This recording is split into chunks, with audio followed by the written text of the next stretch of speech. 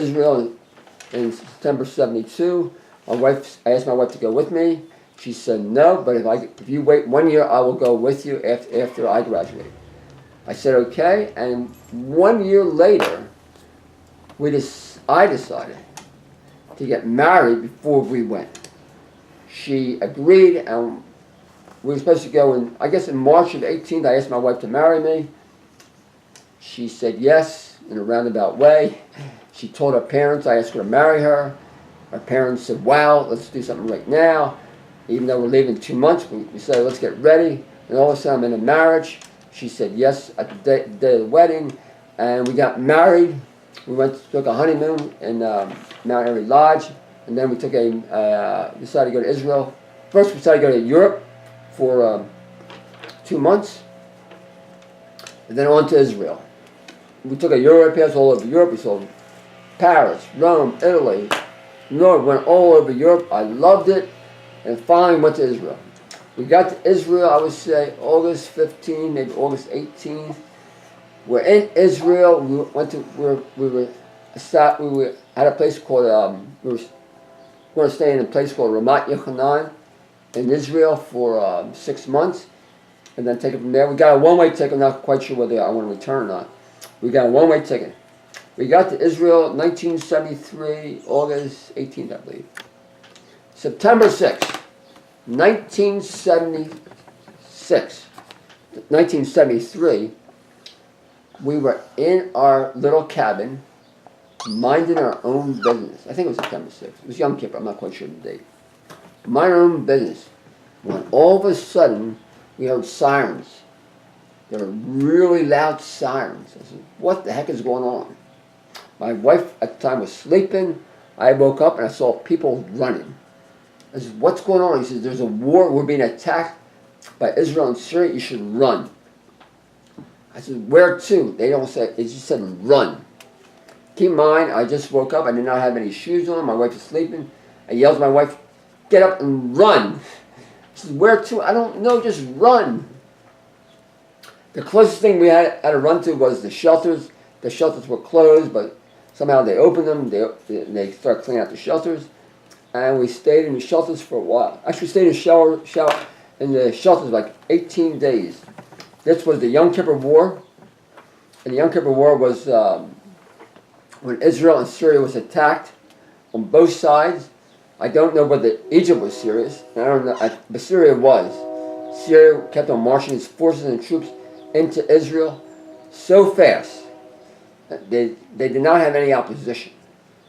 Egypt, we just wanted to make a show of force. On Syria's side, they were serious. Unfortunately, their supplies could not keep up with the march of the soldiers, so what they did is stop till the supplies caught up. They stopped for maybe 4 or 5 days. The biggest mistake of their lives was Israel was not ready. Israel was not ready. They weren't ready. They thought they were invincible. What happened was that those days were over. Israel had two sides. It had something called the Bar-Lev line, which was protected by 600 troops protecting against the Egyptian army of 2 million soldiers. So what happened was the Egyptians drew like little tank supplies for their tanks, like I don't know what they call it, like little tracks for the tanks to go over the water. And our left line, which was supposed to be invisible, in 10 minutes, Israel surrendered. The Bar-Lev line. First time in history, Israel surrendered. 600 men surrendered 2 million soldiers. In Syria, they had to wait till supplies caught up, and they stopped. Israel regrouped, and then what they did is they began pushing them back. Egypt was still on the Bar-Lev line with 1 million soldiers. In the meantime, being on the kibbutz, we kept on hearing the sirens. The planes were flying low. We weren't scared. We weren't scared. All the soldiers, all the men in the kibbutz left. We were by ourselves, and they came and asked every American. They said to us, "We cannot guarantee your life. You have to leave here. If you stay, you're at your own risk." I think there are like 30 or 40 of us on the as far as the volunteers, and no one wanted to leave. And everyone said, if we are meant to die, we will die here. And that's how it was. I did not want to leave. I was going to die. I was going to die in Israel. And that's kind of my philosophy. In the 17th day of the war, Israel realized it wasn't going anywhere. What they did something beyond thinking. They came up with this brilliant idea, which either could have cost them the war or won the war. It was started by Ariel Sharon. He said, to gold in my ear, let's get all our troops, let's take 5,000 of our troops, dress them up like Egyptian soldiers, send them over to the Egyptians of the 1 million men, and let's see what will happen. If we're lucky, they said we can pass them to go on the other side. And that's what they did. They got 5,000 Israeli troops, dressed them up in 5,000 tanks to look like Egyptians, approached the Egyptian commander and said, we got orders to go on the other side. Keep in mind, they did not have cell phones that day, and they jammed electronics, whatever it was. The Egyptian commander believed him, allowed the Israeli soldiers to get on the other side, and guess what happened? The Egyptian troops were now surrounded. So they surrendered. 17 days later, Israel created a miracle, and the war was over, and everybody went home. And we finished our stay at Kibbutz Ramat Yanan, and then there's one more kibbutz we wanted to visit. Was an American kibbutz, which was in a Negev desert. But before that, we wanted to try one more kibbutz called Gonen, and we were there for maybe 2 months. I totally loved, of all the kibbutz, Gonen was my best. I was the most happiest. I don't know why, but it resonated with me really a lot. Whereas we went to Kibbutz Arim, it was an American kibbutz. We had a good time there, but it wasn't the same as Gonen. While the third kibbutz was in the Philadelphia kibbutz, we stayed there for maybe 9 months. We were there, and while there, I guess in the seventh month we were there, we met a group of people who were starting a city in Israel on the Gaza Strip.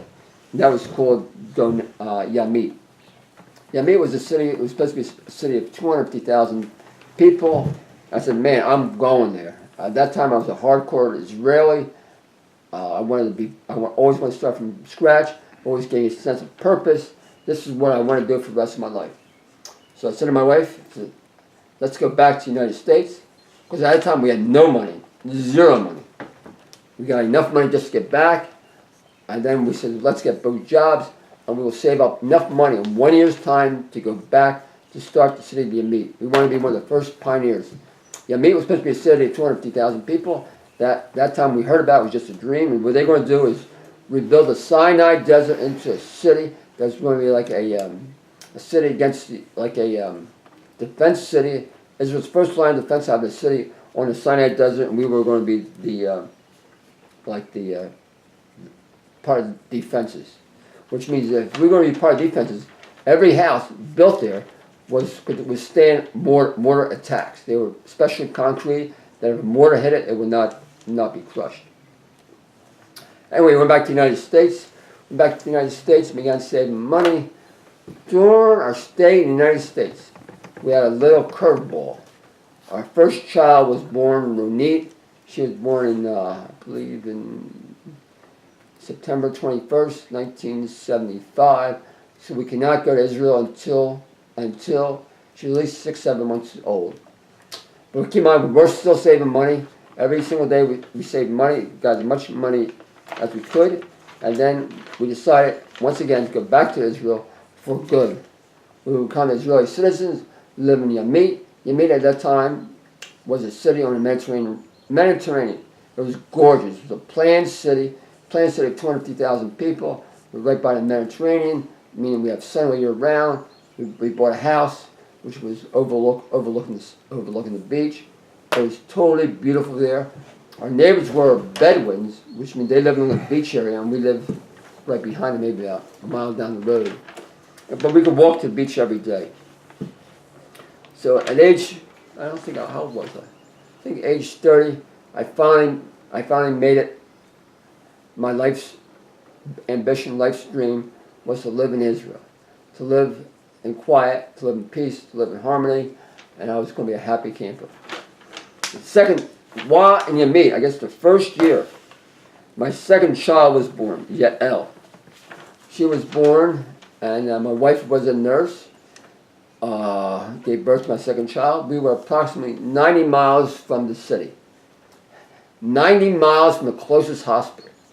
So what we did is we had to really watch ourselves to make sure we would not be too late. So what happened was my wife waited till the last minute. Till the last minute, on that day I remember, she says, I'm ready to give birth. She went to the hospital, said, I'm ready to give birth. 10 minutes later, my second child was born. We were in Yami for about three and a half years. And what happened was, Israel and Egypt had a settlement, and I went back to the United States. Back to the United States because we were told we had to leave Yami. They were just everybody left Yami. They could no longer stay there. This was part of the peace agreement with Egypt, and that was, to this day, it was probably an excellent choice between Israel and Egypt. There has not been any conflict at all in almost 1980, 33 years, which is pretty good. Okay, I went back to the United States, and I did not know what to do. My first reaction is to get a job. My second reaction is I wanted to own my own business. I also was interested in real estate, so I decided to become a real estate broker, which I did. But to be a real estate broker, you need a certain savvy, a certain persistence. I did not have that at all. In the meantime, I had 4 kids to raise. I had 4 kids, I had a wife, and I wasn't bringing any money. So at the age of, I'm not sure, I think 35, 36, I decided to return to the post office, back to the post office. I said, you know what, I'm going to be in the post office for the next 20, 25 years, and that's when I'm retire. Keep in mind, at that time I had 4 kids, I had a wife, I had a dog, but in the back of my mind, I still wasn't living my purpose. I did not know what my purpose was, but I was not living my purpose. I wasn't being all I could be. All my creative energy was just geared towards raising a family, taking care of the kids, and just trying to survive in this world. Did not know what to do. What happened was, I guess maybe a year or 2 after I came back in here, I'm not sure the dates, my wife went to camp. She got a job for camp in the summer, and what she did was work as a nurse there.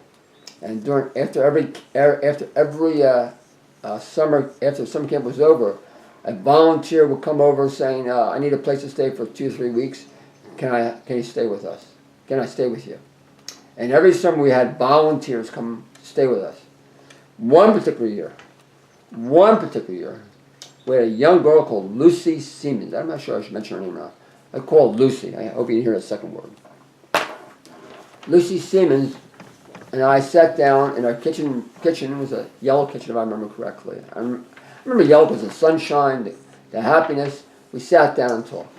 There was no big conversation. You know what I mean? It was like two strangers meeting, having a chit-chat, and then leaving. That's the kind of conversation it was. Then one moment, about 7 minutes into our conversation, she said to me, "Let me close your eyes forever." I said, "What the heck does that mean?" She said, "Let me close your eyes forever." So I thought about that. The next day, she gave me a picture of a man at peace with himself and a spiritual movement of love and harmony. When I saw the picture, I realized that was not my life. And that's what I wanted to do. I tried to figure out, let me close your eyes forever. What does that mean? So that became my new mantra, my new quest mantra. Discover what do those words mean, because it certainly resonated with me. The next day, what I did is I wrote a poem. My first poem in 17 years. I mean, I never wrote, once I got married, my poetry stopped. My creative juices stopped. Everything stopped. I became more in tune to raising a family, making money, raising a family, making money, buying things. Boom, that was my life. And as soon as she read that poem, my whole life took a turn. It took a 90-degree turn because I said, what does that mean? So I kept on saying to myself, what does that mean? What does that mean? For 6 months. And in 6 months I discovered one part of what does your close your eyes mean. It means peace and harmony. What I did, I decided to go to shiatsu school and study shiatsu. Because shiatsu deals with being at peace with yourself, deals with touch, deals with communication, with no language, deals with being deals with heart and soul of being a free person. So that's exactly what I did. After I did that, guess what happened? 2 months after taking a shiatsu class, maybe 8 months after hearing the Let Me Close Your Eyes Forever, I made a big decision. On my 45th birthday, my 45th birthday or my 42nd birthday? It was my 42nd birthday.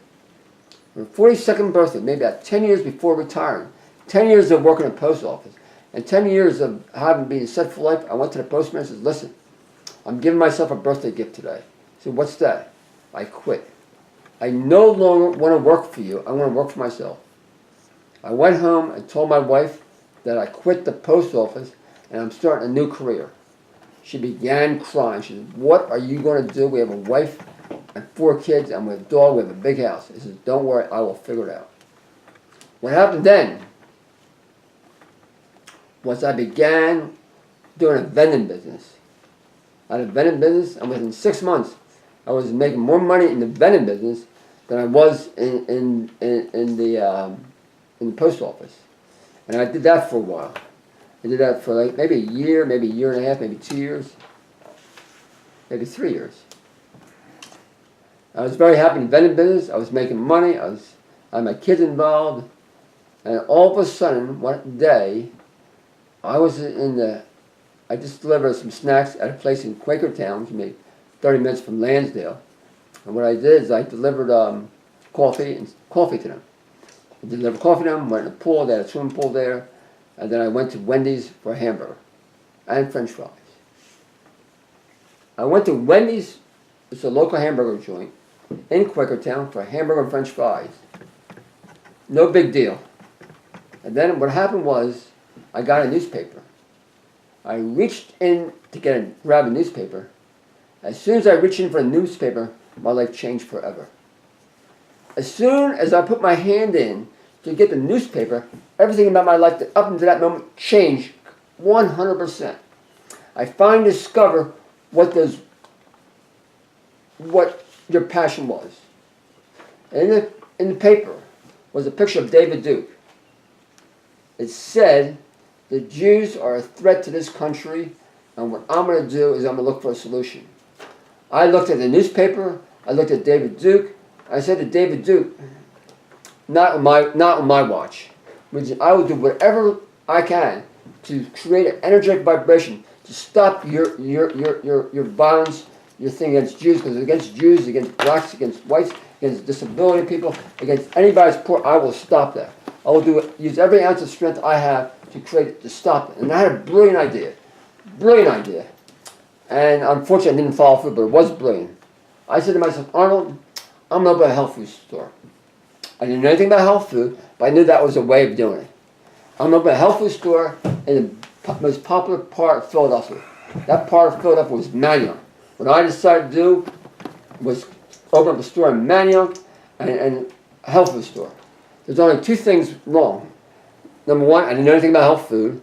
Number 2, I never owned a business. Number 3, I didn't have any money. Other than that, I was fine.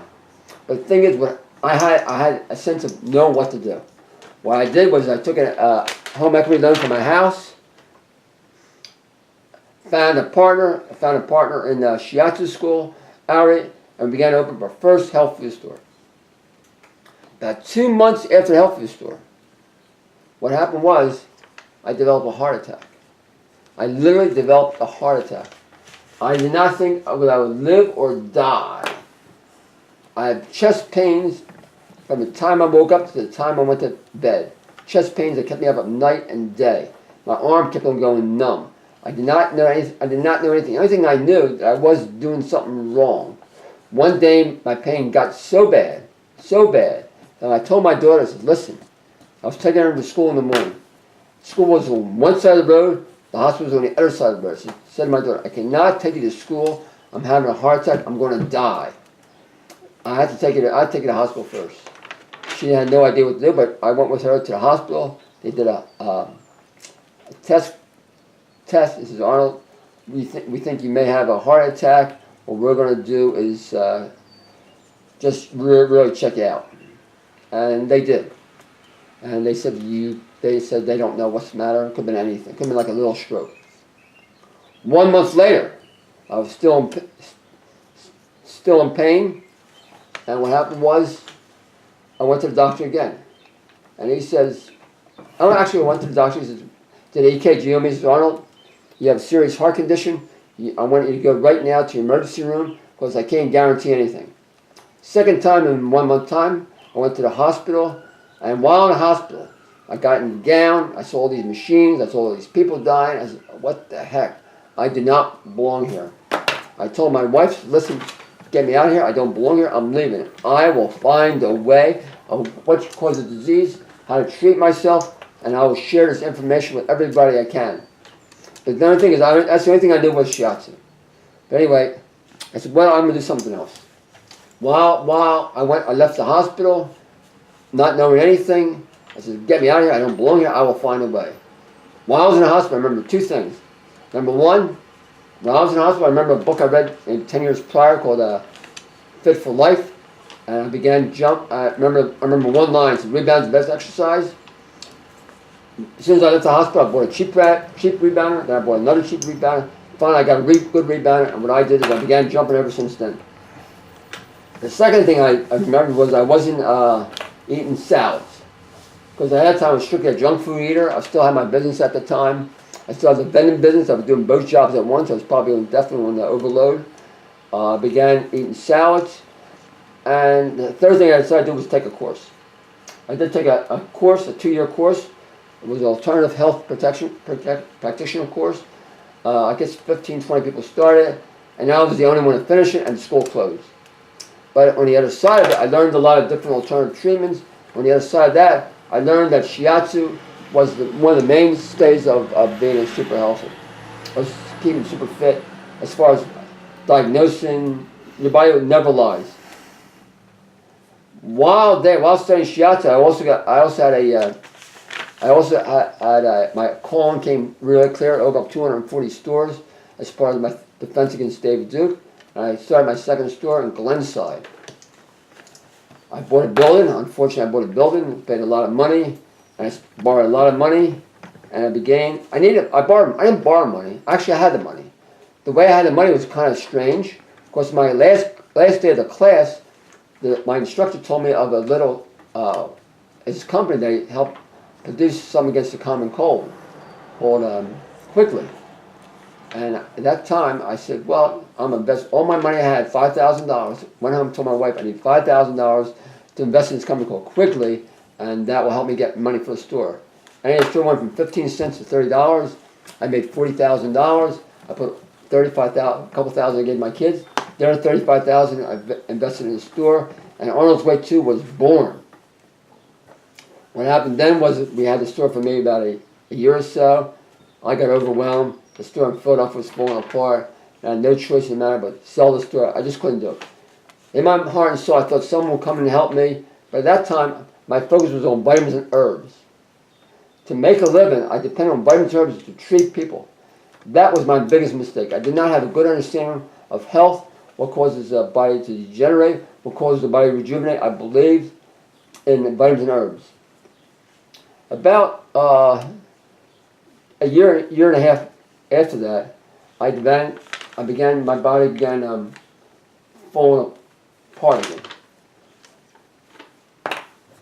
It began falling apart, which means I did not know what's going on. I just did not know. What I decided to do was take a 14-day. Decided to take a break, and what I decided to do was I'm getting all mixed up here.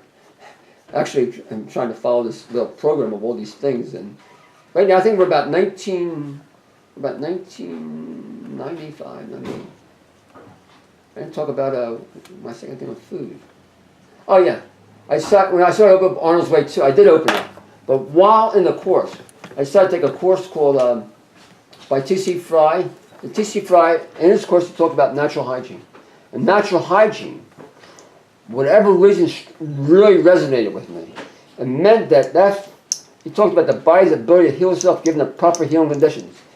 As soon as I read the first page, I remember the conversation I had prior to that with Lucy Siemens back in, I don't remember, getting my years mixed up, maybe 92, 93, about let me close your eyes forever. I remember shiatsu, I remember there's another part. The second part was food was an important integral part of being at peace with yourself. As soon as I read the book, I knew I had to make another change. The change was that at that time, my Arnold's Way had developed a little cafe in the back. We had a vitamin store, we had a cafe, we had another store in Glenside. All the three stores, and none were right where they should be. What happened was they were focused on the wrong thing. They should have been focused on food. So I told the restaurant in Philadelphia, you cannot do this anymore. I'm closing shop. I'm going to create a raw food store. Even though I knew anything about raw food, I'm going to make a raw food store. The store in Glenside, even though our store was focused on vitamins, it did not work because my heart and soul was not into it. I felt I was caught in between two places. I dropped the store in Glenside, began to focus on the store in Manioc, and began to focus on food as a key. I guess around right before our 10th year, we were there for 10 years. What happened was I got a little burnout. I discovered something. I wanted to create a living from the raw food world. I created my own bar called the Arnold's Way Food Bar. It was bananas, dates. I began selling that all across the country. I began having more employees. And once again, I got caught up in the business world. And once again, I was not where I should be. My daughter joined me about this time. She was like 18 years old. She joined me. And she says, Arnold, she said, Dad, I want to work with you. I said, okay. But my daughter was an excellent worker. And the 5 employees at the time, I got rid of the bar business. You got to follow your passion. Each time, for first 58, 59 years old, I was living someone else's dream. I wasn't living my dream. I was into getting a job, making money, not finding my true passion in life. But it's getting closer and closer and closer. Getting closer. I got the health food store down pat. I got the shiatsu down pat. As soon as I did the natural hygiene, that was down pat. The thing is, I wasn't making a living from it. My daughter joined me about a year, I guess, in 2001. And when she joined me, my life became a little bit easier. I got rid of all my employees, except for her. I got rid of my bar business, and I decided to move back to Lansdale. Lansdale was where all my family was. I felt that I was spending too much time away from my family. I came back to Lansdale and decided to devote all my energy into the raw food movement, which was no focus on vitamins, not a focus on herbs, not a focus on anything but fruits and vegetables. To me, that's the key. And that's exactly what I did. I guess about a year into it, maybe 2 years into it, once again, I really got sick. I got sick really bad. Maybe it was a heavy detox. For whatever reason, maybe it was panic. Maybe it could have been any number of things. I thought I was going to die. I literally thought I was going to die, but I didn't know what to do. Once again, I went back to the basics. In order to heal your body, you need something called, number one here was water fast. I decided to go away for a water fast. I went 14 days away to a place called Tanglewood, and there I had a water fast. It was also reawakening, reviving myself to get my priority straight, what's important, what's not important. While in Tanglewood, I found out that at my cafe at the time in Lansdale, I was doing non-organic food. I went to strictly organic. I changed a lot of what I did, and I tried. I didn't try it, but again, my food, my restaurant went from non-organic to organic, which was a big move on my part. When I finished Tanglewood. I guess about a year or two later, 2 or 3 years later, someone came up to me and said, Arnold, I like your words. I think you should start writing articles. At that time, I was not a writer. She says, I know you're not a writer, but I will correct all your English, and I will correct every word that you have into make it into readable form. So I wrote my first article. I wrote my first article on causes of disease and how to avoid disease. the articles was about every disease in my mind can be reversed by changing your diet. I was arthritis, breast cancer. In my mind, to this day, it's almost 10 years later, I still believe it's the same truth. Our body will heal itself given the proper healing conditions.